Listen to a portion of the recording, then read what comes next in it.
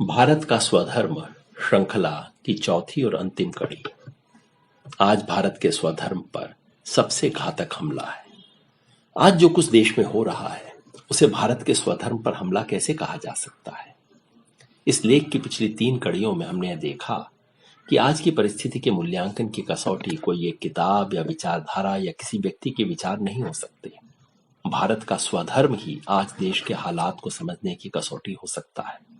हमने यह भी देखा कि करुणा, मैत्री और शील का त्रिवेणी संगम भारत के स्वधर्म को परिभाषित करता है। समाजवाद, सेकुलरवाद और लोकतंत्र हमारी सभ्यता के इन 3 आदर्शों के आधुनिक स्वरूप हैं। तो क्या आज इन तीनों मूल्यों पर हमला हो रहा है? कितना खतरनाक है यह हमला? ऐसे में हमारा धर्म क्या है? आजादी के बाद भारत के स्वधर्म की चिंता करने वाले हर व्यक्ति को शुरुआत साफ गोई से करनी चाहिए।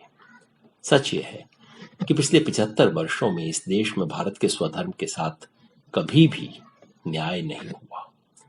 सत्ता चाहे जिस पार्टी की हो, उसने धर्म के नाम पर अधर्म का ही प्रसार किया है। ऐसे में समझना होगा कि आज जो कुछ हो रहा है उसे सबसे घातक हमला कैसे कहा जा सकता है। सबसे पहले मैत्री के आदर्श को लें, जिस पर हमारा सर्व धर्म समभाव का ढांचा टिका है।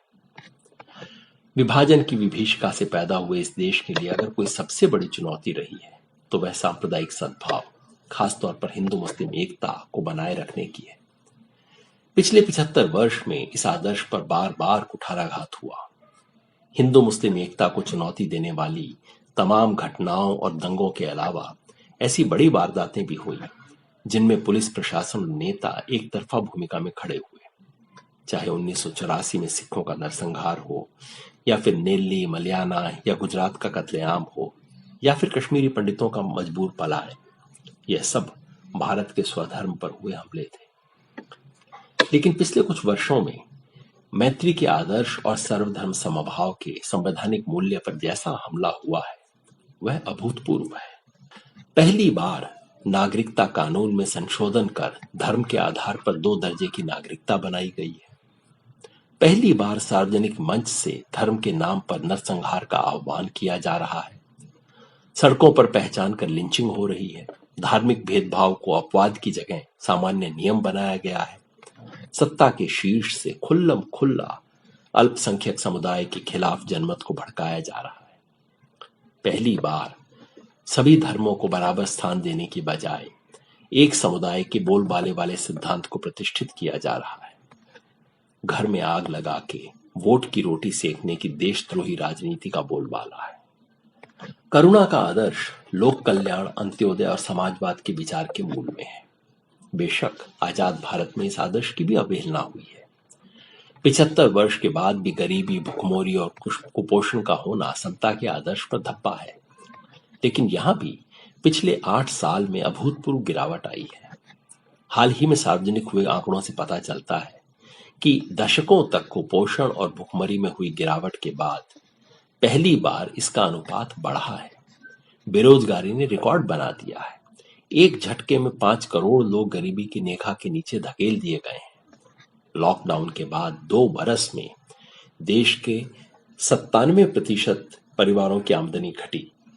लेकिन पिछले 2.5 साल में प्रधानमंत्री के खासम खास गौतम अडानी की संपत्ति 66,000 करोड़ से बढ़कर 12 लाख करोड़ रुपया हो गई। मतलब सिर्फ बढ़ी नहीं बल्कि 18 गुना छलांग लगा गई। समता के संवैधानिक आदर्श का ऐसा चीरहरण देश में कभी नहीं देखा गया था। शील के आदर्श से उपजा है सत्ता की मर्यादा और लोकतंत्र का विचार। जवाहरलाल नेहरू के काल में लोकतांत्रिक मर्यादाओं की स्थापना हुई और कमोवेश उनकी पालना भी। लेकिन इंदिरा गांधी के सत्ता में आने के बाद लोकतांत्रिक मूल्यों का ह्रास हुआ और इमरजेंसी भारत के लोकतंत्र पर लगा सबसे बड़ा दाग था। उसके बाद भी इमरजेंसी जैसी हरकतें तो नहीं हुई, लेकिन नागरिक स्वतंत्रता और संवैधानिक मर्यादाओं का उल्लंघन जारी रहा। लोक पर तंत्र हावी रहा। इस मायने में भी पिछले 8 साल में और खासतौर पर पिछले 3 साल में हर पुरानी हद को पार कर दिया गया है। सीबीआई और ईडी जैसी संस्थाओं का दुरुपयोग पहले भी हुआ था, लेकिन सीधे सीधे राजनीतिक प्रतिद्वंदियों को निशाना बनाने में अब कोई पर्दा भी बाकी नहीं है। चुनाव आयोग के बारे में अब यही सवाल बचा है कि वह सत्ताधारी सरकार का दफ्तर है या कि पार्टी का। न्यायपालिका ने स्वयं अपनी सीमाओं से समझौता कर लिया है। मुख्य धारा का मीडिया कमोबेश सत्ता की जेब में है। जो बोलने की जरूरत करता है उसे जेल का रास्ता दिखा दिया जाता है। रूस और तुर्की की तरह बस लोकतंत्र में चुनाव की औपचारिकता बाकी है। कदम दर कदम हम एक चुनावी डिक्टेटरशिप बनते जा रहे हैं। जाहिर है, स्वतंत्र भारत के इतिहास में देश के स्वधर्म पर यह कोई पहला हमला नहीं है, लेकिन आज हो रहा हमला 4 मायनों में अभूतपूर्व और सबसे घातक हमला है। पहला, जैसा कि हमने ऊपर देखा, इन तीनों आदर्शों पर हो रहा यह हमला हर पक्ष में पुराने हमलों से कहीं ज्यादा ताकतवर है। दूसरा, पहले एक समय में 3 में से किसी एक आदर्श पर हमला होता था। इस बार तीनों आदर्शों पर एक साथ हमला हो रहा है। तीसरा, यह हमला किसी बाहरी या हाशिए पर खड़ी अतिवादी ताकत से नहीं हो रहा। इस बार का हमला संवैधानिक सत्ता पे काबिज शक्ति द्वारा प्रायोजित है, विशाल संगठन क्षमता और असीम धनबल द्वारा समर्थित है। चौथा, स्वधर्म पर यह हमला केवल अधर्म नहीं है, यानी कि धर्म को मानते हुए व्यवहार में उसकी अवहेलना करने वाला सामान्य पाखंड मात्र नहीं है। इस बार यह भारत के वैचारिक विधर्म का हमला है, यानी कि सिद्धांत रूप में स्वधर्म को नकारने वाले विचार का हमला है। इस अर्थ में भारत पर वैचारिक विधर्म का हमला हो रहा है।